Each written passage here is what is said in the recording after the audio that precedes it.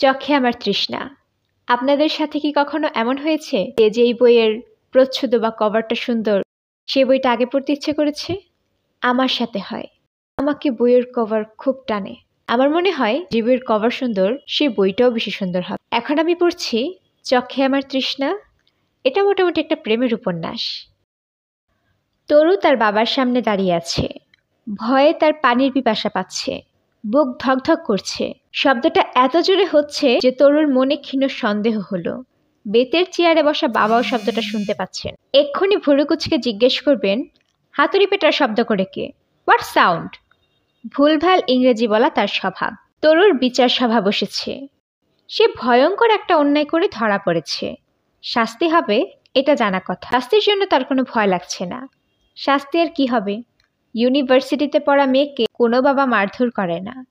একটা চর হয়তো গালে দেবেন। শাস্তির চেয়ে চর খাবার লজ্জাটাই হবে প্রধান। তরুর ভয় করছে অন্য কারণে। বাবা বলে বুঝতে পারেন, তুমি উচ্ছনে যাচ্ছ, তোমাকে আমি পুষবো না।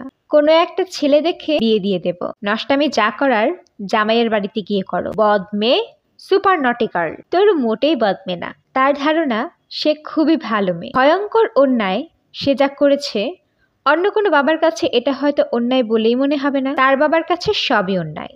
টিভি দেখা অন্যায়, শব্দ করে গান শোনা অন্যায়, রাত 11টার পর জেগে থাকা অন্যায়, পরীক্ষায় খারাপ করা অন্যায়, গল্পের বই পড়া অন্যায়, বারান্দায় দাঁড়িয়ে রাস্তার দিকে তাকিয়ে থাকা অন্যায়। শামসুন্নাহার? তরু ক্ষীণ গলায় বলল, জি বাবা। শামসুন্নাহার তরুর ভালো নাম। তরুর বাবা আব্দুল খালেক মেয়েকে নিয়ে বিচার সভা বসালে ভালো নামে ডাকেন। তোমার পড়ার টেবিলের ড্রয়ারে যে বস্তু পাওয়া গেছে তার নাম কি? Tell me name. সিগারেটের প্যাকেট। এই সিগারেটের প্যাকেট তুমি কিনেছ? না বাবা, এটা একটা বিদেশি সিগারেটের প্যাকেট। দেশে কিনতে পাওয়া যায় না। এক একটা সিগারেটের এক এক রং। প্যাকেট খুলে দেখাবো? প্যাকেট খুলে দেখানোর প্রয়োজন দেখছি না। এই সিগারেট তোমাকে দিয়েছে কে? হু গ্যাভ? তরু জবাব দিল না। সত্যি কথাটা বলা ঠিক হবে কিনা বুঝতে পারছে না। সিগারেটের প্যাকেটটা তাকে জন্মদিন উপলক্ষে দিয়েছে আয়েলিতা। আয়েলিতা তার অতি প্রিয় বান্ধবী। শুধু একবার অতি বললে গভীরতা বোঝানো সম্ভব নয়। তাই অতি অতি অতি প্রিয় বান্ধবী। আয়েলিতার বাবা থাকেন ইটালির মিলান শহরে। যতবার দেশে আসেন আয়েলিতার জন্য অদ্ভুত অদ্ভুত জিনিস নিয়ে আসেন। তার কিছু কিছু আয়েলিতা তরুকে দেয়। এবার দিয়েছে সিগারেটের প্যাকেট এবং একটা লাইটার। লাইটারটা দেখতে ফুটবলের মতো। চাপ দিলেই হুশ করে আগুন বের হয়। খালেক সাহেব ধমক দিয়ে বললেন, সিগারেটের প্যাকেট তোমাকে কে দিয়েছে বলছো না কেন? যে দিয়েছে তার নাম বলো, টেলিফোন নাম্বার বলো। আমি তার সঙ্গে এবং তার মা বাবার সঙ্গে কথা বলবো। নাম বলো। খাম্বার মতো দাঁড়িয়ে থাকবে না। তুমি খাম্বা না, ইউ আর নট পিলার। তরু বলল, ওসমান চাচা দিয়েছেন। বলতে বলতেই সে মেঝে থেকে চোখ তুলে বাবার দিকে তাকালো। সে জানে ওসমান চাচার প্রতি বাবার বিশেষ দুর্বলতা আছে। বাবার ধারণা এই মানুষটা পৃথিবীর সবচেয়ে জ্ঞানী মানুষ। শুধু তাই না, পৃথিবীর সবচেয়ে ভালো মানুষ। এই মানুষটার উপরে রাগ করা বাবার পক্ষে অসম্ভব। উনি কোনো অন্যায় কাজ করলেও বাবার কাছে মনে হবে এই অন্যায়ের মধ্যেও কিছু না কিছু ন্যায় অবশ্যই আছে।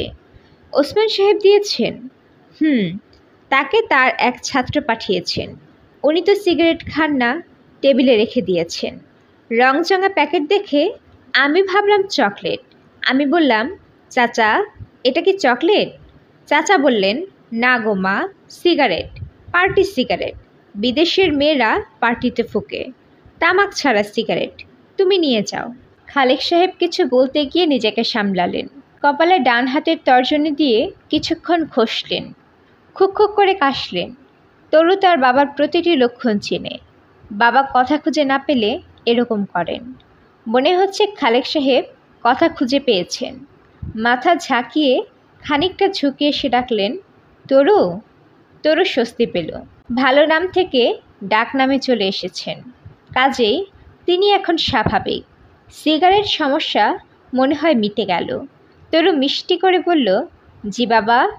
তুমি ওসমান সাহেবের স্বভাব জানো না? তুমি কি জানো না তার ঘরের যে কোনো জিনিস নিয়ে তুমি যদি আগ্রহ দেখাও সেটা তিনি সঙ্গে সঙ্গে দিয়ে দেন? জানো কি জানো না? You know or not know? জানি। এই স্বভাব জানার পরেও তোমার মতো একজন বুদ্ধিমতী মেয়ে কী করে সিগারেটের প্যাকেট নিয়ে আহ্লাদি করলে? আহ্লাদি করি নেই বাবা, আমি শুধু বলেছি, চাচা এটা কি চকলেট? এটা বলাই আহ্লাদি। তুমি কি জীবনে চকলেট দেখো নাই? বাবা, আমি কি ওনাকে প্যাকেট ফেরত দিয়ে আসবো? একটা বোকামি করেছ, এটাই যথেষ্ট। দুটো বোকামি করবে না। সিগারেট ফেরত দেওয়া মানে ওনাকে অপমান করা। Do you understand? তরু বলল, ইয়েস স্যার। এমন ভঙ্গিতে বলল যে খালেক সাহেবের কাঠিন্য পুরোপুরি চলে গেল। হেসে ফেলতেই যাচ্ছিলেন, অনেক কষ্টে হাসি থামালেন। তরু বলল, বাবা তুমি কি আমাকে আরও বকবে? খালেক সাহেব বললেন, বকলাম কখন? সামান্য ওয়ার্নিং। আমাকে এক কাপ চা খাওয়াও। চিনি দিবি না, লিকার হালকা। তরু বলল, টি ইজ কামিং স্যার। এইবার খালেক সাহেব সত্যি সত্যিই হেসে ফেললেন। তবে তিনি এই ভেবে খুশি যে তার মেয়ে এই হাসি দেখেনি, আগেই ঘর থেকে বের হয়ে গেছে। ছেলে মেয়েদের সামনে গাম্ভীর্য রাখাটা অত্যন্ত জরুরি।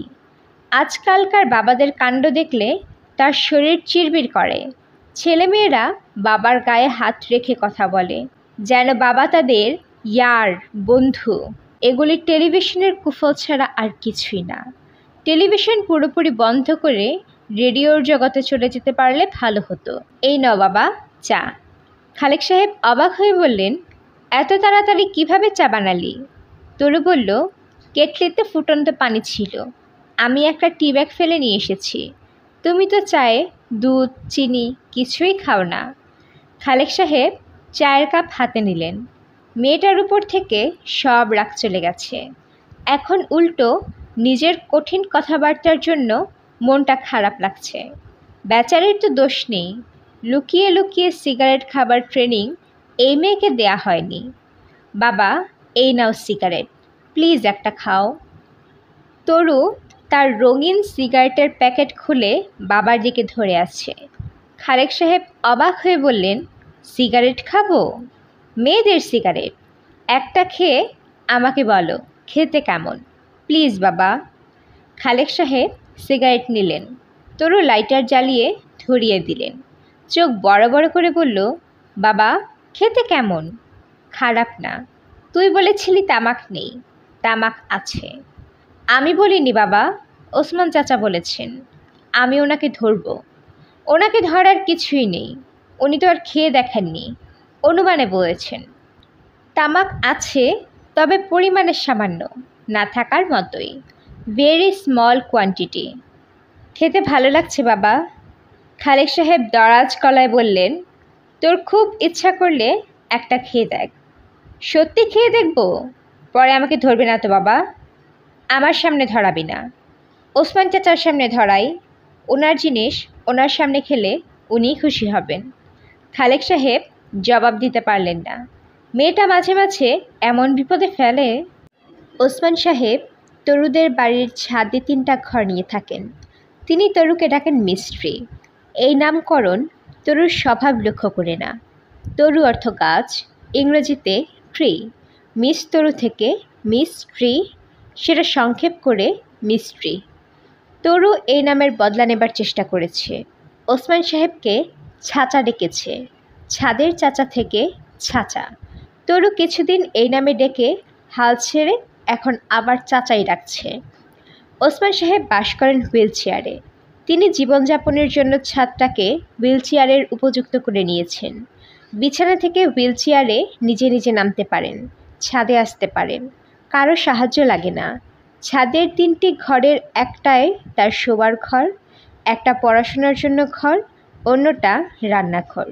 হুইল চেয়ারে বসে তিনি চা বা কফি বানাতে পারেন, পাউরুটি টোস্ট করতে পারেন, ডিম সিদ্ধ করতে পারেন। সকালের নাস্তা তিনি নিজের হাতেই করেন। একটা কলা, মাখন মাখা 1 পিস রুটি এবং একটি ডিম সিদ্ধ। সারাদিন এর বাইরে তিনি কিছুই খান না। রাতে টিফিন ক্যারিয়ারে করে হোটেল থেকে তার জন্য খাবার আসে। যে ছেলেটি খাবার আনে তার নাম রফিক, বয়স 12-13, অতি কর্মঠ ছেলে। সে 1.5 ঘন্টার মতো থাকে, এর মধ্যেই ঘর পরিষ্কার করে, কাপড় ধুয়ে দেয় এবং কিছুক্ষণ পড়াশোনাও করে। রফিকের জন্য বাংলা বর্ণমালার বই এবং ইংরেজি ABCDর বই কেনা আছে। পড়াশোনা সে যথেষ্ট আগ্রহ করেই চালিয়ে যাচ্ছে। বাংলা যুক্তাক্ষর নিয়ে তার সামান্য সমস্যা হচ্ছে। যুক্তাক্ষর ছাড়া বাংলা সে ভালোই বলতে পারে। বাংলার চেয়ে ইংরেজি শেখার দিকে তার ঝোঁক বেশি। প্রতিদিন 2টি করে ইংরেজি শব্দ তার শেখার কথা। রফিক তা শিখছে এবং মনে রাখছে।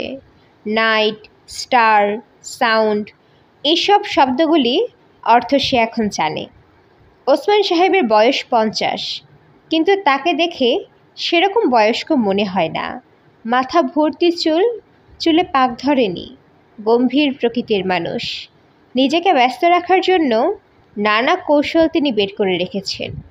আকাশের তারা দেখা, বই পড়া, সিনেমা দেখা, গান শোনা। ইদানিং ছবি আঁকা শেখার জন্য বইপত্র কেনা শুরু করেছেন। চারুকলার মনিকা নামের 4th ইয়ারের এক ছাত্রী প্রতি 15 দিনে একবার এসে তাকে ছবি আঁকা শেখায়। ওসমান সাহেব তাকে মাসে 1000 টাকা দেন। ভদ্রলোক বিবাহিত, স্ত্রী সুলতানা আলাদা বাস করেন। তিনি হঠাৎ স্বামীকে দেখতে আসেন। তাদের একটা ছেলে আছে। ছেলের নাম আবির, বয়স 8 বছর। আবির তার মায়ের সঙ্গে আসে। তার প্রধান আনন্দ পেছন থেকে বাবার হুইল চেয়ার ঠেলা। চলে যাবার সময় সে খুব কান্নাকাটি করে, কিছুতেই যাবে না। ওসমান সাহেব ক্ষীণ গলায় বলেন, থাকুক না একদিন। তখন সুলতানা এমন ভঙ্গিতে তাকান যেন এমন অদ্ভুত কথা তিনি তার জীবনে শোনেননি। প্রতিবারই আবিরকে কাঁদতে কাঁদতে ফিরতে হয়। সিগারেটের প্যাকেট এবং লাইটার হাতে তরু ছাদে এসেছে। এই 2 বস্তু কালো হ্যান্ডব্যাগে লুকানো। ওসমান ছাদে। তরু বলল, চাচা, আমি এখন এমন একটা কাজ করব যা দেখে আপনি চমকে যাবেন। অনুমান করুন তো কাজটা কি? ওসমান সাহেব তরুর দিকে না তাকিয়েই বললেন, তুমি একটা সিগারেট খাবে। তরু কিছুক্ষণ কোনো কথা বলতে পারল না। মানুষটা তরুর সিগারেটের বিষয়ে কিভাবে বলল? ওসমান বললেন, কই, সিগারেট তো ধরাচ্ছ না। তরু বলল, সিগারেট থাকলে তবে তো ধরাবো। চাচা, আপনি আমাকে ভাবেন কি গাঁজা সিগারেট খাওয়া টাইপ মেয়ে? কেন শুধু শুধু বললেন আমি সিগারেট খাবো? আমাকে খারাপ ভেবেছেন, এই জন্য আপনি সরি বলুন। সরি বলবো না। কেন বলবেন না? আমি গতকাল সন্ধ্যায় ঘর থেকে দেখেছি তুমি ছাদে কালো ব্যাগটা নিয়ে এসেছো। ব্যাগ খুলে সিগারেট বের করে ধরিয়েছ, আগ্রহ করে ধোঁয়া ছাড়ছ। আমার ধারণা আজও তোমার ব্যাগে সিগারেট আছে। এখন বলো, আছে না? আছে। তবে বাবা আমাকে সিগারেটের প্যাকেট রাখার এবং সিগারেট খাবার পারমিশন দিয়েছে। আমার কথা বিশ্বাস না করলে আপনি বাবাকে জিজ্ঞেস করতে পারেন। বিশ্বাস করছি। তরু সিগারেট ধরিয়ে কায়দা করে ধোঁয়া ছাড়তে ছাড়তে বলল, আজ রাতে কি তারা দেখা হবে? তারা ফাড়া দেখা খুবই ফালতু কাজ। তুমি তো দেখছো না, আমি দেখছি। আপনার কাছে ফালতু লাগে না? না। আচ্ছা চাচা, আপনি আমাকে সুন্দর দেখে একটা নাম দিন তো। কিসের নাম? আমি একটা উপন্যাস লিখব। উপন্যাসের নাম? উপন্যাস লিখবে? Yes sir. আপনার কি ধারণা আমি উপন্যাস লিখতে পারবো না? যে টিচার আমাদের চর্যাপদ পড়ান তিনি বলেছেন আমার বাংলা ঝরঝরে। আমার একটা অ্যাসাইনমেন্ট পড়ে বলেছেন। তাহলে লেখা শুরু করে দাও। আগে নাম ঠিক করব, তারপর লিখব। এক্ষুনি একটা নাম দিন তো। কালপুরুষ নাম দাও। শীতকালের তারামণ্ডল আকাশের মাঝখানে থাকে। তরু মাথা ঝাঁকিয়ে বলল, আকাশের মাঝখানে থাকো কিংবা সাইডে, তারা ফাড়ার নাম আমি উপন্যাসের নাম দেব না। তাছাড়া আমার উপন্যাসটা হবে প্রেমের উপন্যাস। একটা মিষ্টি নাম দিন। এসো স্নান করো নাম দেবে? না, এসো গায়ে সাবান মাখো, স্নান করো, ফালতু। রবীন্দ্রনাথের লাইন, চট করে ফালতু বলা ঠিক না। ফালতু বললে কি রবীন্দ্রনাথ রাগ করবেন? রবীন্দ্র ভক্তরা করবেন। তাছাড়া তুমি বাংলার ছাত্রী। তরু বলল, আমি বাংলার ছাত্রী হই বা ফিজিক্সের ছাত্রী হই, যেটা ফালতু আমি সেটাকে অবশ্যই ফালতু বলবো। ওসমান সাহেব বললেন, আচ্ছা বলো। আমি যে সত্যি উপন্যাস লিখব এটা মনে হয় আপনি বিশ্বাস করছেন না। উপন্যাস কিভাবে লিখতে হয় সব নিয়মকানুন আমি শিখেছি, একজন লেখকের কাছে শিখেছি। উনি বলেছেন প্রথম উপন্যাস উত্তম পুরুষে লিখতে হবে, নিজের জীবনের কাহিনী দিয়ে শুরু, নিজের চেনা জগতে বিচরণ। উপন্যাস লেখার মতো কাহিনী কি তোমার জীবনে আছে? কিছু বানাবো, আপনার কি ধারণা আমি লিখতে পারবো? একজন ঔপন্যাসিকের যেসব গুণ থাকার কথা আমার কিন্তু তার সবই আছে। যেমন আমি খুব গুছিয়ে মিথ্যা কথা বলতে পারি, গল্প বানাতে পারি, পারি না? আমার ধারণা পারো। উপন্যাসের প্রথম লাইনটা আমি লিখে ফেলেছি, শুনতে চান? পুরো একটা চ্যাপ্টার লিখে ফেলো, তারপরে পড়ে দেখব। প্রথম লাইনটা শুনে দেখুন না।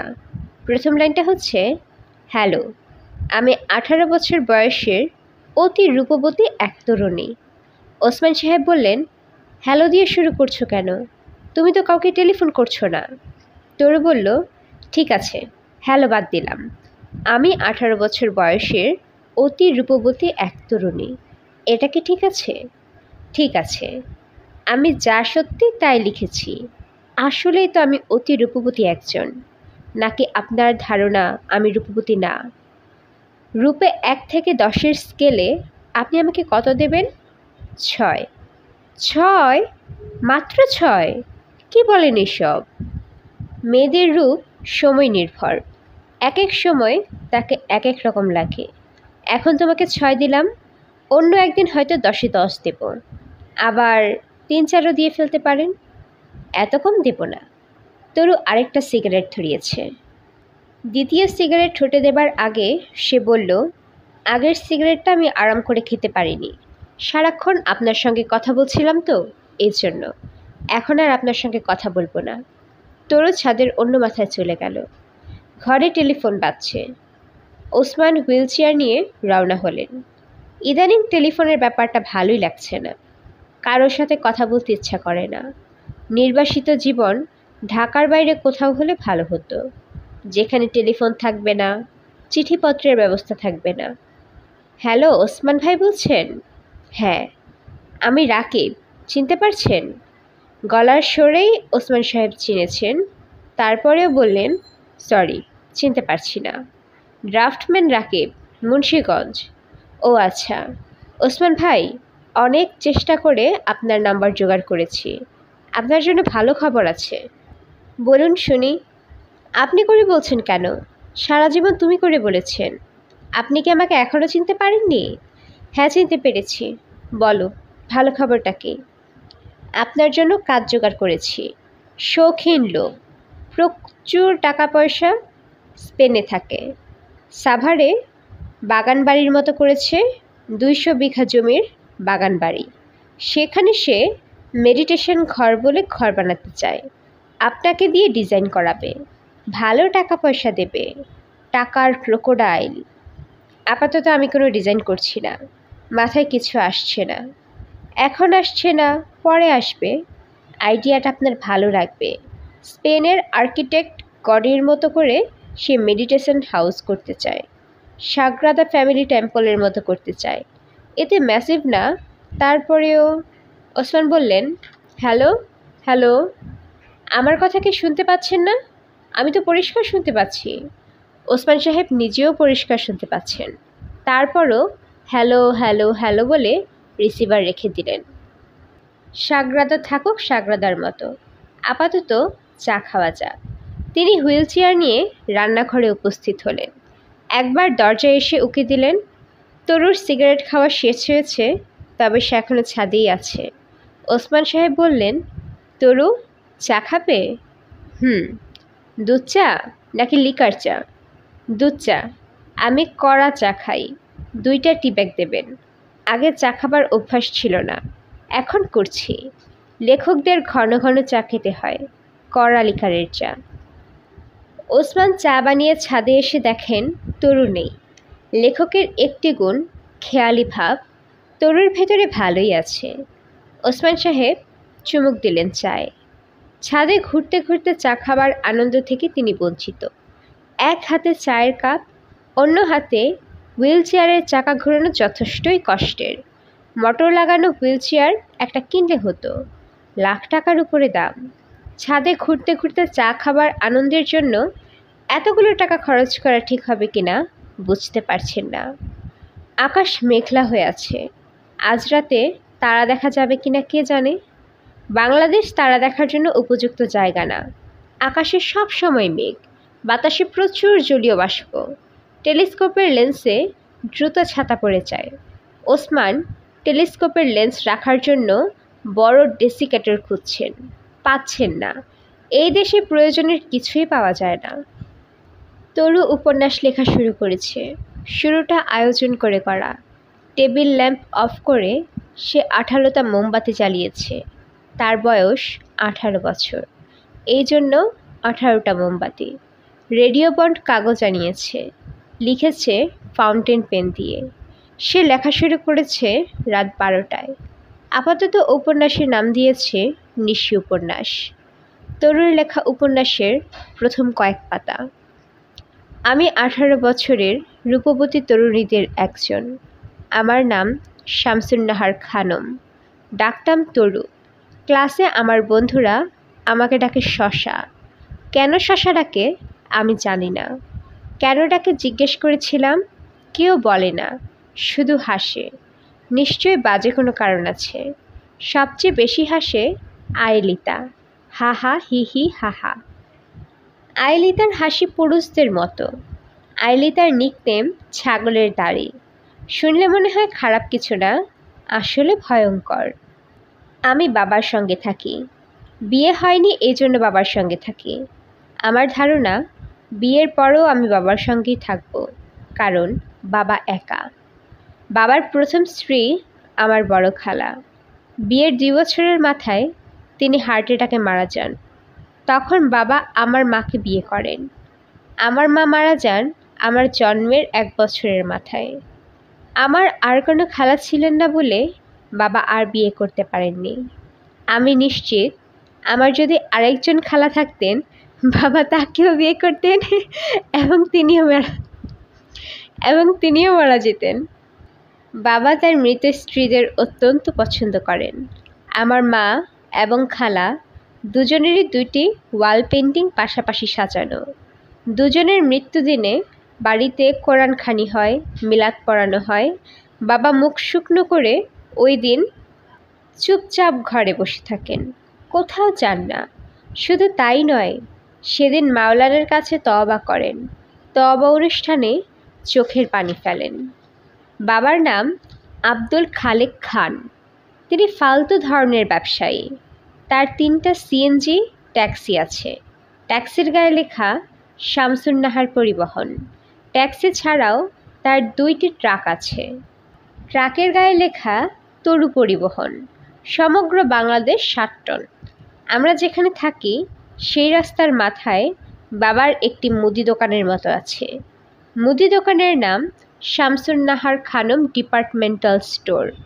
আপনারা শুনলে অবাক হবেন যে বাবার একটা নাপিতের দোকানও আছে। তার নাম নাহার হেয়ার ড্রেসিং। সবই আমার নামে। বাবা যদি কোনো দিন রেডিমেড হাফ শার্টের দোকান দেন, তাহলে তার নামও হবে তরু রেডিমেড হাফ শার্ট। ফালতু ধরনের ব্যবসা হলেও বাবার অনেক টাকা, কারণ তিনি অত্যন্ত হিসাবী। আমাদের বাসায় বাজে খরচ করার কোনো উপায় নেই।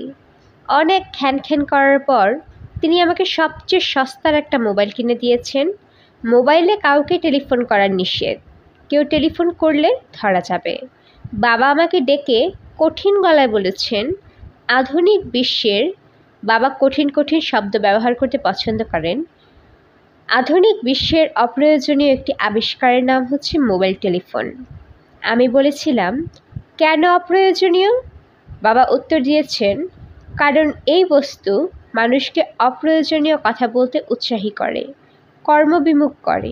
তুমি অবশ্যই তোমার মোবাইল নাম্বার কাউকে দিবে না। আমি বললাম, কাউকে নাম্বার না দিলে তারা টেলিফোন করবে কিভাবে?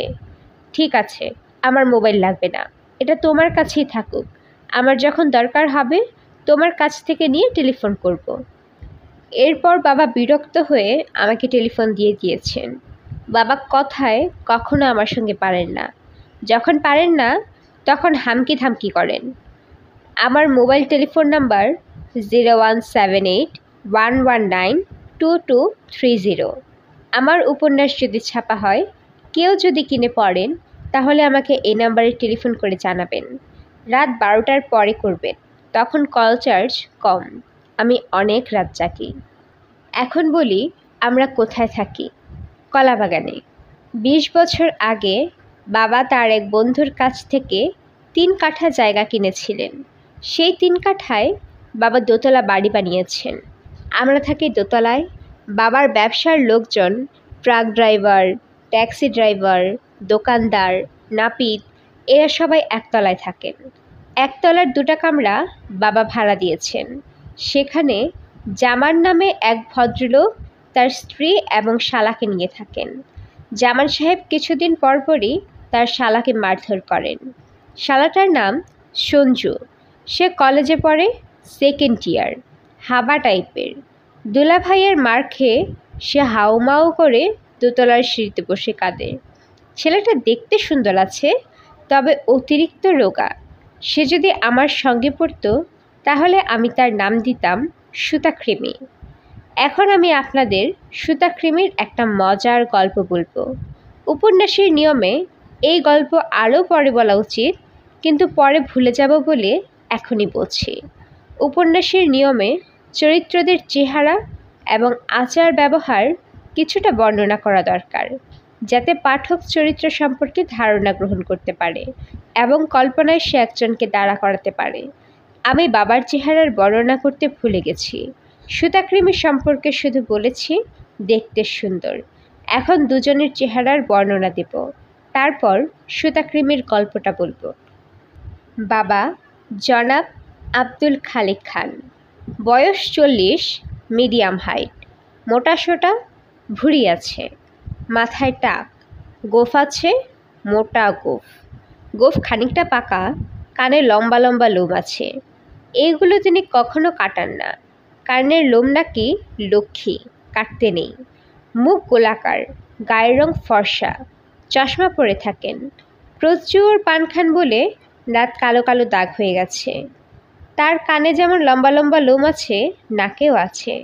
চুল কাটার সময় নাপিত নাকের গর্তে কেচি ঢুকিয়ে নাকের চুল কেটে দেয়। নাপিত এই কাজটা আমাদের বাসায় এসে করে বলে আমি দেখেছি।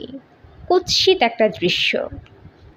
ভুল ইংরেজি অবলীলায় বলা বাবার স্বভাব। তিনি ট্রাক ব্যবসায় লস খেয়েছেন, এর ইংরেজি তিনি করলেন big lost in truck business. রাগারাগি হইচই করাও তার স্বভাব। তার ড্রাইভারদের তিনি বস্তি টাইপ গালাগালি করেন, আবার কিছুক্ষণ পরেই বাবারে কেন ওরকম করিস বলেই পিঠে হাত দেন। এখন সুতাকৃমি, যার নাম সঞ্জু, বয়স 18 কি 19 কিংবা 16-17, রোগা, লম্বায় খুব সম্ভব 5 ফিট 7 ইঞ্চি, গায়ের রং উজ্জ্বল শ্যামলা, চেহারা বালক বালক, মুখটা লম্বাটে, চোখ মেয়েদের মতো, অর্থাৎ চোখের পাপড়ি বড় বড়, নাক সামান্য চাপা, ডান দিকের কপালে লাল তিল আছে, মাথার চুল কোঁকড়ানো, প্রায় নিগ্রো টাইপ, ঠোঁটও নিগ্রোদের মতো মোটা, তবে দেখতে খারাপ লাগে না। এখন সুতাকৃমির ঘটনাটা বলি। সেদিন ছিল বুধবার সকালে আমার কোনো ক্লাস নেই। প্রথম ক্লাস 11টায়। ক্লাস নেবেন রবীন্দ্র বিশারদ ডক্টর সিদ্দিক। রবীন্দ্র বিশারদরা সাধারণত নজরুল বিদ্বেষী হয়। তিনি নজরুল বিদ্বেষী। তার ধারণা কবি নজরুল একজন মহান পদ্যকার ছাড়া কিছুই না। সিদ্দিক স্যার কখনো রোল কল করেন না, সবাইকে পার্সেন্টেজ দিয়ে দেন। কাজেই আমি ঠিক করলাম কলেজে যাব দুপুরের পর। টিভি দেখার জন্য টিভি ছেড়েছি। বাবা বাসায় নেই, তাই টিভি ছাড়তে পেরেছি। জি টিভিতে শাহরুখ খানের কী একটা ছবি দেখাচ্ছে। শাহরুখ খানের অভিনয় আমার ভালো লাগে না। তার চেহারা ফাজিলের মতো, অভিনয়ও ফাজিলের মতো। তারপরেও দেখছি। হঠাৎ সুতাকৃমির বোন হাউ মাউ করে দরজা খুলে ঘরে ঢুকেই বলল, তরু, আমার ভাইটাকে বাঁচাও, ওকে মেরে ফেলছে, ওর দুলা ভাই ওকে মেরে ফেলছে। আমি ছুটে গেলাম, গিয়ে দেখি রক্তারক্তি কাণ্ড। বেচারা লুঙ্গি পরেছিল, লুঙ্গি খুলে গেছে। সে মেঝেতে ন্যাংটা হয়ে পড়ে আছে। ঠোঁট কেটে রক্ত পড়ছে, হাত কেটে রক্ত পড়ছে। সুতাকৃমির বোন নীলা ভাবি লুঙ্গি দিয়ে ভাইকে ঢাকল। আমি ভদ্রলোকের দিকে তাকিয়ে কঠিন গলায় বললাম, কি করছেন আপনি? এখন এর যদি মারা যায় তাহলে তোমার ফাঁসি হবে, আমি সাক্ষী দেব। ভদ্রলোক বললেন, তরু, তুমি জানো না এই কত বড় চোর। আমার 20,000 টাকা চুরি করেছে, নিজের হাতে ব্রাউন পেপারে মুড়ে ড্রয়ারে রেখেছি। আমরা 3 জন ছাড়া ঘরে আর কেউ আসে না। আমি বললাম, কথাবার্তা পরে শুনবো, এখন তাকে হাসপাতালে নিয়ে যান। আমার কথা শেষ হবার আগেই সুতাকৃমি রক্তবমি শুরু করলো। এই দেখে সম্ভবত তার দুলাভাইয়ের টনক নড়ল। স্বামী স্ত্রী দুজন মিলে সুতাকৃমিকে নিয়ে রওনা হলো হাসপাতালের দিকে। দুপুরে ভাত খাচ্ছি, নীলা ভাবি এসে জানালা দিয়ে ডাকছে। তিনি বললেন, ডাক্তাররা তার ভাইকে হাসপাতালে ভর্তি করেছে, আর টাকাটা চুরি হয় নাই, পাওয়া গেছে। আমি বললাম, কোথায় পাওয়া গেছে? নীলা ভাবি চোখ মুছতে মুছতে বলল, খাটের নিচে, ড্রয়ার থেকে নিচে পড়েছে, পায়ের ধাক্কা লেগে চলে গেছে খাটের নিচে। জামান ভাই এখন কি বলছেন? কি আর বলবে, কিছুই বলছে না, গম্ভীর হয়ে আছে। সরি তো বলবে? আশ্চর্য কথা বললে। তোমার ভাই কি সরি বলার মানুষ? টাকা পাওয়া গেছে, এতে এসে খুশি। সুতাকৃমি 3 দিন পর হাসপাতাল থেকে ফিরে স্বাভাবিকভাবে বাজার সদাই শুরু করলো, কলেজে যাওয়া শুরু করলো, যেন কিছুই হয়নি। আজ এই পর্যন্তই লিখলাম, কারণ 18টা মোমবাতি 11টায় শেষ হয়ে গেছে, নিভে গেছে। বাকি 7টাও যাই যাই করছে। কাজেই প্রিয় পাঠক সমাজ, বিদায়।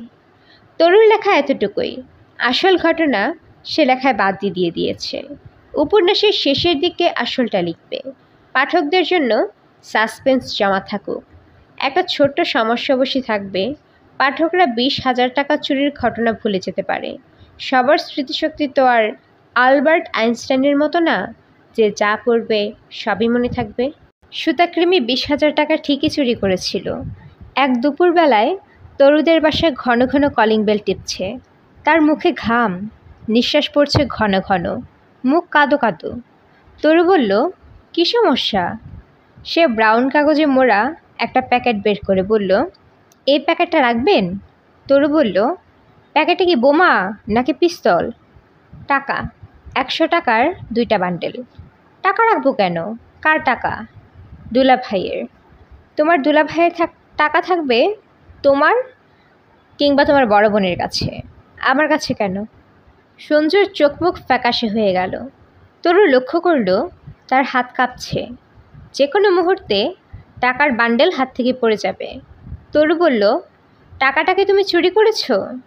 সঞ্জু অন্যদিকে তাকিয়ে হ্যাঁ সূচক মাথা নাড়ল। তরু বলল, ঝেড়ে কাশতে হবে, খুক করে কাশলে হবে না। ঘটনা কি বলো? আমি পালিয়ে যাব। কোথায় যাবে? টেকনাফে আমার এক বন্ধু আছে, কাঠচিলাই কলে কাজ করে, তার কাছে যাব। বন্ধুর নাম কি? এনামুল করিম। পড়াশোনা বাদ দিয়ে কাঠচিলাই? দুলাভাইয়ের কাছে থাকতে পারছি না। 3 মাসের কলেজের বেতন বাকি পড়েছে, কলেজে নাম কাটা গেছে। এই 20,000 টাকা নিয়ে আমি পালিয়ে যাব। তরু প্যাকেট রেখে দরজা বন্ধ করে দিল। মারামারির মূল ঘটনার পর জামান এবং তার স্ত্রী যখন সঞ্জুকে নিয়ে হাসপাতালে, তখন তরু প্যাকেটটা খাটের নিচে রেখে এসেছে। হাসপাতাল থেকে ফেরার পর কয়েকবারই তরুর সাথে সঞ্জুর দেখা হয়েছে। সঞ্জু টাকার প্রসঙ্গ তোলেনি, তরুও তোলেনি। গতকাল তরু সঞ্জুকে একটা সিএনজি ডেকে দিতে বলল। সঞ্জু সিএনজি ডেকে দিল। তরু বলল, লক্ষ্য করলাম কলেজে যাচ্ছ। সঞ্জু বলল, নাম যে কাটা গিয়েছিল, নাম কি উঠেছে? উঠেছে। তোমার দুলাভাই বেতনের টাকা দিয়েছেন? আপা দিয়েছেন। উনি কোত্থেকে দেবেন? ওনার কি আলাদা টাকা আছে?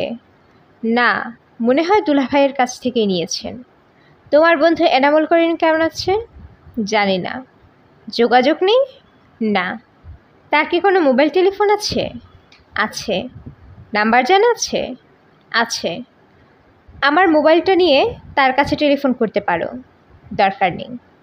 তরু হালকা গলায় বলল, তোমার দুলাভাইকে খুন করার কোনো পরিকল্পনা যদি করো, আমি তোমাকে সাহায্য করতে পারি। আমার এক বান্ধবী আছে, কেমিস্ট্রি ডিপার্টমেন্টে পড়ে। ওর নাম নীলা। ওকে বললেই সে পটাশিয়াম সাইনাইড জোগাড় করে দেবে। তুমি তোমার দুলাভাইয়ের খাবারের সঙ্গে মিশিয়ে দেবে। পারবে না? না। তারপরেও আমি জোগাড় করে রাখবো। সব ব্যবস্থা করা থাকবে। আমাকে বললেই হবে। ঠিক আছে? সঞ্জু তাকিয়ে রইল। তার সামান্য ভয় করতে লাগলো। এই অদ্ভুত মেয়েটা এসব কী বলছে? ঠাট্টা করছে নাকি সিরিয়াস? ভাবভঙ্গি দেখে মনে হচ্ছে সিরিয়াস। সঞ্জুর কপাল ঘেমে উঠল। ঢাকা শহরে বৃষ্টি। ওসমান সাহেব ছাদে। চাচা কি করছেন? তরু ছাদে এসেছে। মাথায় ছাতা নেই। বৃষ্টি মাথায় নিয়ে দাঁড়িয়ে আছে তরু। ওসমান সাহেব বললেন, বৃষ্টিতে ভিজছি। তরু বলল, আপনি ছাতার নিচে বসে আছেন। আপনি মোটেই বৃষ্টিতে ভিজছেন না। বৃষ্টিতে আমি ভিজছি। এখন বলুন কেন? আমি মোটেই বৃষ্টি পছন্দ করি না। তাহলে আমি কেন ভিজছি? তুমি এসো করো স্নান নামে একটা উপন্যাস লিখছ, এই জন্যে বৃষ্টিতে ভিজছ। হয়েছে, তবে উপন্যাসের নাম এখনো ফাইনাল হয়নি।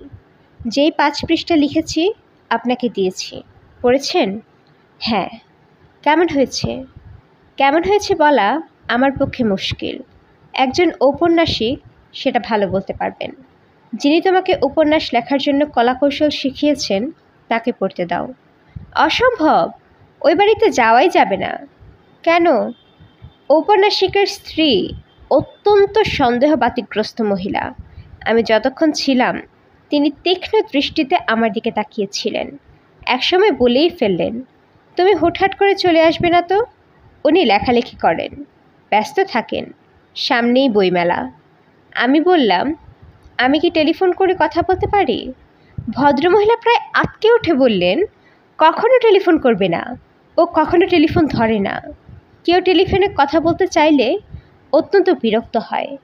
তারপরেও কি ওই বাড়িতে আমার যাওয়া উচিত? না। একজন পাঠক হিসেবে বলুন, কেমন লেগেছে? লেখায় গল্পের ভঙ্গিটা ভালো, তবে এই হচ্ছে আমার টেলিফোন নাম্বার। লেখা ভালো লাগলে যোগাযোগ করবেন। এই অংশটা আমার ভালো লাগেনি। কেন? এই অংশে ছেলে মানুষই আছে, তাই। ছেলে মানুষই করার জন্যই তো আমি এই অংশটা রেখেছি। ওই টেলিফোন নাম্বার মোটেই আমার নাম্বার না, বানানো নাম্বার। অ্যানা ফ্র্যাঙ্কের ডায়েরি থেকে আপনি যদি ছেলে মানুষই অংশটা ফেলে দেন, তাহলে ডায়েরি পড়তে ভালো লাগবে? তুমি অ্যানা ফ্র্যাঙ্কের ডায়েরি পড়েছ? হ্যাঁ, পড়েছি। বৃষ্টিতে ভিজে সন্ধ্যা নাগাদ ওসমান সাহেবের জ্বর চলে এলো। শরীর কাঁপিয়ে জ্বর। ওসমান নিজেকে বিছানায় তুলে ধরলেন। হুইল চেয়ার থেকে বিছানায় ওঠার প্রক্রিয়া কষ্টকর, অনেক সময় লাগে। কাছে রাখা কম্বলে শরীর ঢাকলেন। কম্বলে শীত মানছে না। লেপ হলে ভালো হতো। লেপ ট্রাঙ্কে রাখা। ঘরে থার্মোমিটার আছে, রান্নাঘরে মেডিসিন ক্যাবিনেটে। থার্মোমিটার আনতে হলে আবার বিছানা থেকে হুইল চেয়ারে উঠতে হয়। কি দরকার? সন্ধ্যাবেলা মনিকা আসবে, সে থার্মোমিটার দিয়ে জ্বর দেখবে। মনিকা এসেছে, জ্বর মেপেছে। তার জ্বর 104.5 ডিগ্রি কিংবা তার চেয়ে সামান্য বেশি। মনিকা গম্ভীর মুখে তার গা স্পঞ্জ করে দিচ্ছে। মেডিসিন ক্যাবিনেটে প্যারাসিটামল ছিল, প্যারাসিটামল খাইয়েছে। দোকান থেকে অরেঞ্জ জুস কিনে এনে গ্লাসে ঢেলে রেখেছে। মনিকা বলল, স্যার, সকালে নাস্তা ছাড়া আপনি আর কিছু খেয়েছেন? ওসমান সাহেব বললেন, না। খালি পেটে কমলার রস খাওয়া যাবে না, অ্যাসিডিটি হবে। আপনার ঘরে বিস্কিট নেই? বিস্কিট নিয়ে আসি। বিস্কিট তোমাকে আনতে যেতে হবে না, রফিক খাবার নিয়ে আসবে, তাকে দিয়ে আনলেই হবে। সে কখন আসবে খাবার নিয়ে? 8টার মধ্যে সবসময় আসে। মনিকা বলল, 8টা 10 কিন্তু বাজে। বাইরে ঝড় বৃষ্টি শুরু হয়েছে। ওসমান বললেন, ঝড় বৃষ্টি সাইক্লোন টর্নেডো যাই হোক রফিক আসবে, কারণ রফিক জানে সে যদি না আসে আমাকে উপোস থাকতে হবে। আপনার ঘরে কি মোমবাতি আছে? আছে, ড্রয়ারে আছে। কেন? ঝড় বৃষ্টি হচ্ছে, কিছুক্ষণের মধ্যে কারেন্ট চলে যাবে, আমি আগে ভাগেই মোমবাতি জ্বালিয়ে রাখতে চাই। তুমি খুবই গোছানো মেয়ে, আপনার মতো গোছানো না। ওসমান বললেন, আমাকে গোছানো হতে বাধ্য হয়েছে। মনিকা শোনো, তুমি আমার ক্রিয়েটিভ রাইটিংয়ের উপরে কিছু বইপত্র জোগাড় করে দিতে পারবে? কি করবেন? আমি ঠিক করেছি একটা উপন্যাস লিখব। একসঙ্গে কত কিছু করবেন? কোনোটাই তো ঠিক করে করছি না, তবে গল্প উপন্যাস মনে হয় লিখতে পারবো। আমি খুব গুছিয়ে চিঠি লিখতে পারতাম। পারতাম বলছেন কেন? এখন পারেন না? অনেক দিন কাউকে চিঠি লিখি না, কাজেই বলতে পারছি না পারবো কি পারবো না। মনিকা, কাগজ কলম নিয়ে বসে তো, চিঠি লিখব। মুখে মুখে বলে যাব তুমি লিখবে। চিঠিটা কি আমাকেই লিখবেন? হ্যাঁ। হ্যালো মনিকা, এটা লিখো। হ্যালো মনিকা কেন লিখব? আপনি তো আমাকে টেলিফোন করছেন না, চিঠি লিখছেন। ইন্টারেস্টিং করার জন্য হ্যালো মনিকা দিয়ে শুরু করেছি, তুমি লিখতে থাকো। হ্যালো মনিকা, তুমি এখন আমাকে কালার বিল শেখাচ্ছ। ছবিতে রং বসাতে হবে কালার বিল দেখে, যেন রঙে রঙে মিল থাকে, চোখে না লাগে। আমার কথা হচ্ছে, প্রকৃতি কী রঙের ব্যাপারে কালার বিল ব্যবহার করে সূর্যাস্তগুলো আমি কিছুদিন হলো খুব মন দিয়ে দেখছি। সেখানে কালার বিলের কোনোই ব্যাপার নেই। হালকা ফিরোজা রঙের পাশে গাঢ় খয়েরি। আপনি দ্রুত বলছেন, আমি এত দ্রুত লিখতে পারছি না। সরি, তুমি কোন পর্যন্ত লিখেছ? আমি অনেক পেছনে। আমি লিখেছি সূর্যাস্তগুলি আমি কিছুদিন। তারপর কি? আমি ভুলে গেছি। মনিকা, জ্বরটাকে আরেকবার দেখবে? মনে হয় বেড়েছে। মনিকা জ্বর মাপল, 104.5 ডিগ্রি। ওসমান সাহেব বললেন, থার্মোমিটার নষ্ট না তো? জ্বর এক জায়গায় দাঁড়িয়ে আছে, এটা অস্বাভাবিক না? মনিকা বলল, থার্মোমিটার ঠিক আছে স্যার, আপনার রফিক এখনও আসেনি। ওসমান সাহেব বললেন, চলে আসবে, চলে আসবে। জ্বরের ঘোরে চলে আসবে বাক্য মাথায় ঢুকে গেল। গ্রামোফোনের পিন আটকে যাবার মতো ক্রমাগত চলে আসবে চলে আসবে চলে আসবে হচ্ছে। মনিকা বলল, স্যার আমাকে চলে যেতে হবে, 10টার সময় হোস্টেলের গেট বন্ধ হয়ে যায়। ওসমান বলল, চলে আসবে, রফিক চলে আসবে। মনিকা বলল, আপনাকে একজন ডাক্তার দেখানো দরকার। এখন ডাক্তার কোথায় পাবো আমি? ওসমান সাহেব বললেন, ডাক্তার চলে আসবে। মনিকা বলল, আপনার কোনো রিলেটিভকে টেলিফোন করলে আসবে না? আপনার পাশে কাউকে থাকা দরকার। ওসমান সাহেব বললেন, চলে আসবে, সবাই চলে আসবে। মনিকা উঠে দাঁড়ালো। দোতলায় কাউকে পাওয়া গেলে খবর দেবে। তার নিজের ইচ্ছা করছে থেকে যেতে। অসুস্থ মানুষের জন্য থেকে যাওয়া অন্যায় কিছু না, কিন্তু থাকা সম্ভব না। ইলেকট্রিসিটি নেই, কাজেই কলিং বেল কাজ করছে না। অভ্যাসের কারণে মনিকা কলিং বেলের বোতাম চেপেই যাচ্ছে। কলিং বেল চাপাচাপির মধ্যেই কারেন্ট চলে এলো। দরজা খুলল তুরু। সহজ স্বাভাবিক গলায় বলল, ভেতরে আসুন। মনিকা বলল, ভেতরে আসবো না, আমার নাম মনিকা। আপনাকে চিনি, আপনি চাচাকে ছবি আঁকা শেখান। আপনার সঙ্গে আমার একদিন কথাও হয়েছে। ও হ্যাঁ, কথা হয়েছিল। আপনার নাম মিস্ত্রি। ভেতরে এসে বসুন। দরজায় দাঁড়িয়ে কতক্ষণ কথা বলবেন? আমি চলে যাব। আমাদের হোস্টেলের গেট 10টার সময় বন্ধ করে দেয়। একটা খবর দিতে এসেছিলাম। ওসমান স্যারের শরীর খুব খারাপ করেছে, প্রচণ্ড জ্বর, 104। তরু বলল, 104.5 হবার কথা। মনিকা বিস্মিত হয়ে বলল, হ্যাঁ তাই। তরু বলল, চাচার থার্মোমিটারটা নষ্ট, জ্বর যতই হোক এই থার্মোমিটারে উঠবে 104.5। তারপরেও আপনি নিশ্চিত থাকুন, আমি লোক পাঠাচ্ছি। সঞ্জু বলে একটা ছেলে আছে, সে প্রয়োজন হলে রাতে ওনার সঙ্গে থাকবে। মনিকা বলল, থ্যাংক ইউ। আপনার কাছে কি ভালো থার্মোমিটার আছে? আসল জ্বর কত সেটা দেখতাম। তরু থার্মোমিটার বের করে দিল। মনিকা উঠে গেল ছাদে। ওসমান দেয়ালে হেলান দিয়ে বিছানায় বসে আছেন। রফিক এসেছে। টিফিন ক্যারিয়ারে করে বাটি সাজাচ্ছে। ওসমান বললেন, তুমি এখনো যাওনি? মনিকা বলল, আপনার জ্বর কি চলে গেছে? ওসমান সাহেব বললেন, পুরোপুরি যায়নি, তবে যাবো যাবো করছে। আপনার থার্মোমিটার যে নষ্ট সেটা তো বলেননি। থার্মোমিটার ঠিক আছে, তরুর ধারণা নষ্ট, কারণ আমার যখনই জ্বর ওঠে 104.5 ওঠে। আশ্চর্য তো। ওসমান সাহেব বললেন, অনেক ছোটোখাটো আশ্চর্য আমাদের চারদিকে ছড়ানো। আমার দূরসম্পর্কের এক খালার ডাক দিয়ে রক্ত পড়ে, শুধু বুধবারে পড়ে, অন্য কোনো বারে পড়ে না। এক ধরনের মেডিকেল মিস্ট্রি ছাড়া আর কি। তুমি দেরি করো না, চলে যাও। রফিক চলে এসেছে, সে রাতে থাকবে। মনিকা বলল, আমাকে 5 মিনিট সময় দিন, 2টা থার্মোমিটার দিয়ে আপনার জ্বর মাপব। দিলাম 5 মিনিট। 2টা থার্মোমিটার দিয়েই জ্বর মাপা হলো। 2টাতেই 99 পাওয়া গেল। মনিকা চলে গেছে। ওসমান রফিককে 2টা নতুন ইংরেজি শব্দ দিলেন। একটা হলো ফিভার, যার অর্থ জ্বর। অন্যটা হলো পেইন, যার অর্থ ব্যথা। রফিক বলল, জ্বর ইংরেজি কি? ফিভার। ফিভারের সঙ্গে মিলাচ্ছে এমন একটা শব্দ পরশুদিন শিখিয়েছিলাম, মনে আছে? আছে, রিভার। রিভার মানে কি? নদী। তাহলে ফিভার রিভার কি হবে? জ্বর নদী। ওসমান সাহেব মুগ্ধ গলায় বললেন, কি সুন্দর বাক্য, জ্বর নদী।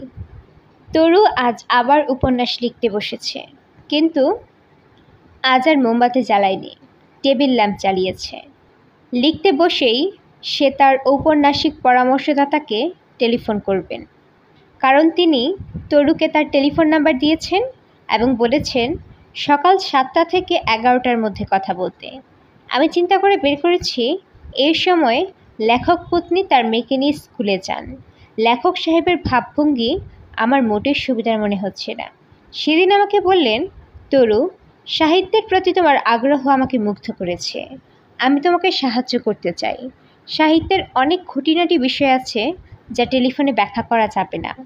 আমি বললাম, স্যার বাসায় আসি? না না, বাসায় না, অন্য কোথাও, নিরিবিলিতে বসতে হবে। লেখালেখির চাপ যখন খুব বাড়ে তখন আমি একটা হোটেলের রুম ভাড়া করি, সেখানে আসতে পারো। স্যার, আপনার ডিস্টার্ব হবে না তো?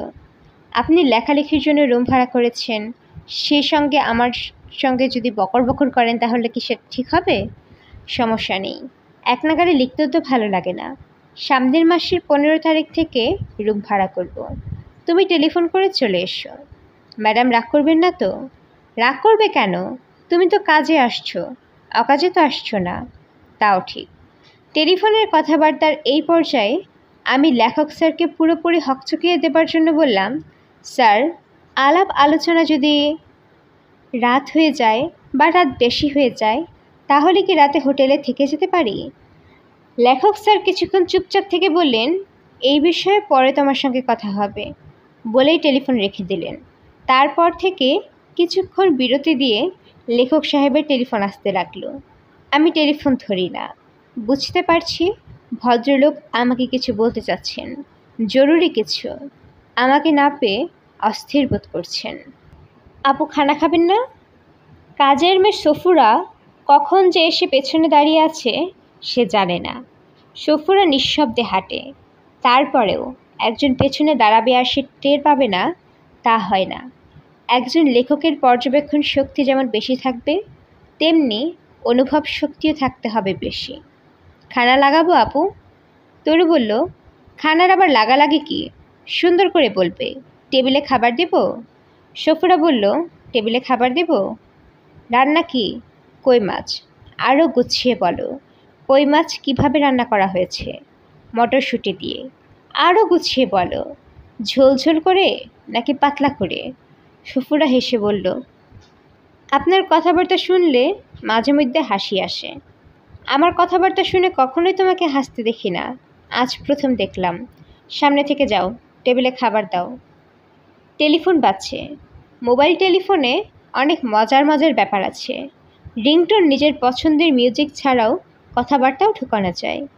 তরুর টেলিফোন যখন বাজতে শুরু করলো তখন তরুর গলা শোনা যায়, এই তরু এই। সে নিজেই নিজেকে ডাকে। এই রিংটোন সে শুধু তার বাবার জন্য রেখেছে, অন্যদের জন্য সাধারণ রিংটোন। তরু টেলিফোন ধরে বলল, বাবা, বাসায় আসবে না?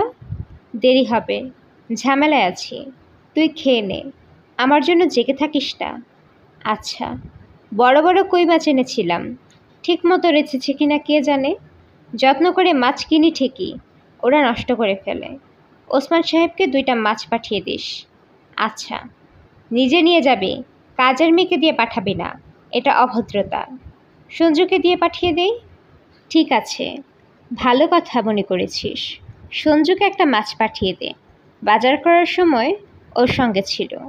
ওদের বাসায় 3 জন মানুষ, একটা মাছ কিভাবে পাঠাবো? ওকে বরং এখানে ডেকে এনে খাইয়ে দেই। বুদ্ধিটা খারাপ না। মা টেলিফোন রাখি। তরু বলল, বাবা শোনো, রাত যতই হোক আমি জেগে থাকবো। বললাম তো দরকার নেই। তরু বলল, দরকার না থাকলেও জেগে থাকবো। বাবার সঙ্গে কথা শেষ করে সঞ্জুকে খবর পাঠালো। রাতে খেতে বলল। 2টা কই মাছ ওসমান সাহেবকে দেওয়ার কথা, তার নিজের নিয়ে যাওয়ার কথা ছিল, সে সফুরাকে পাঠালো। সঙ্গে ছোট্ট চিঠি। 2টা কই মাছ পাঠালাম, এরা স্বামী স্ত্রী, অর্থাৎ একটি পুরুষ মাছ, একটি মেয়ে মাছ। ইতি তরু।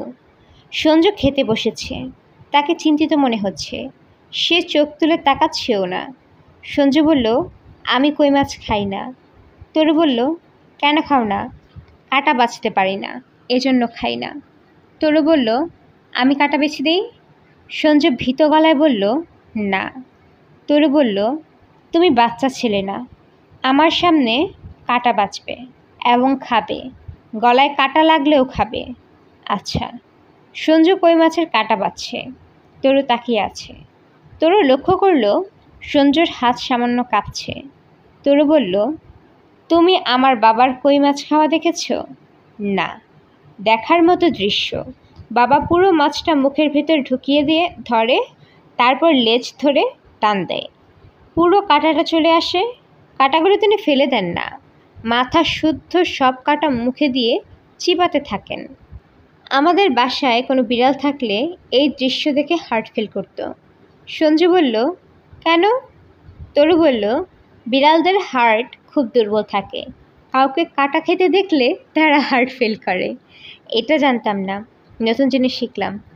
তরু বলল, বোকার অভিনয় আমার সামনে না করলে ভালো হয়। তুমি ঠিকই বুঝেছ আমি কেন বলেছি বিড়াল হার্ট ফেল করত। বুঝনি? বুঝেছি। বোকা সাজলে কেন? দুলাভাইয়ের সামনে সবসময় বোকা সেজে থাকতে থাকতে এরকম হয়েছে। বোকা সাজায় লাভ কিছু হচ্ছে? হচ্ছে। কী লাভ হচ্ছে? এখন দুলাভাই আমাকে হিসাবে ধরেন না, আমার সামনেই গোপন টেলিফোনগুলো করেন। তিনি ধরেই নিয়েছেন আমি কিছুই বুঝতে পারছি না। গোপন টেলিফোন মানে কি? একটা মেয়েকে তিনি প্রায় হোটেলে নিয়ে যান। মেয়েটার নাম নীলু। তোমার আপা কিছু জানে না? না। তুমি তোমার আপাকে কিছু জানাবে না? না। আমি ব্যবস্থা নেব। কী ব্যবস্থা করেছ? সে চুপ করে আছে। আমাকে বলবে না? না। যা করার একাই করবে? একা করব না, আমার কিছু আজেবাজে বন্ধুবান্ধব আছে, তারা সাহায্য করবে। আজেবাজে মানে কি? কী ধরনের আজেবাজে? খুবই খারাপ ধরনের। ভিডিওর দোকানে কাজ করে, ফেন্সি রেল খায়। তুমি ওদের সঙ্গে জুটলে কীভাবে? সঞ্জু জবাব দিল না। সে এক মনে খাচ্ছে। তরু বলল, কই মাছ খেতে কেমন লাগছে? ভালো। তোমাদের বাসায় আজ কী রান্না হয়েছে? রান্না হয়নি। কেন? দুলাভাই আপাকে মারধর করেছে, এই জন্য রান্না হয়নি। আমি দুলাভাইয়ের জন্য তেহেরি কিনে এনে দিয়েছি, দুলাভাই তাই খেয়েছেন। তোমার আপা কিছু খাননি? না। আপাকে ফেলে একা আরাম করে খাচ্ছ, খারাপ লাগছে না? না। তোমার দুলাভাইকে শিক্ষা দেওয়ার পরিকল্পনায় আমার সাহায্য লাগলে বলবে। সাহায্য লাগবে না, খবিশটাকে আমি ন্যাংটা করে রাস্তায় হাঁটাবো। এইটাই শাস্তি? আরও আছে। আর কি? সেটা আপনাকে বলা যাবে না, যখন হবে তখন দেখবেন।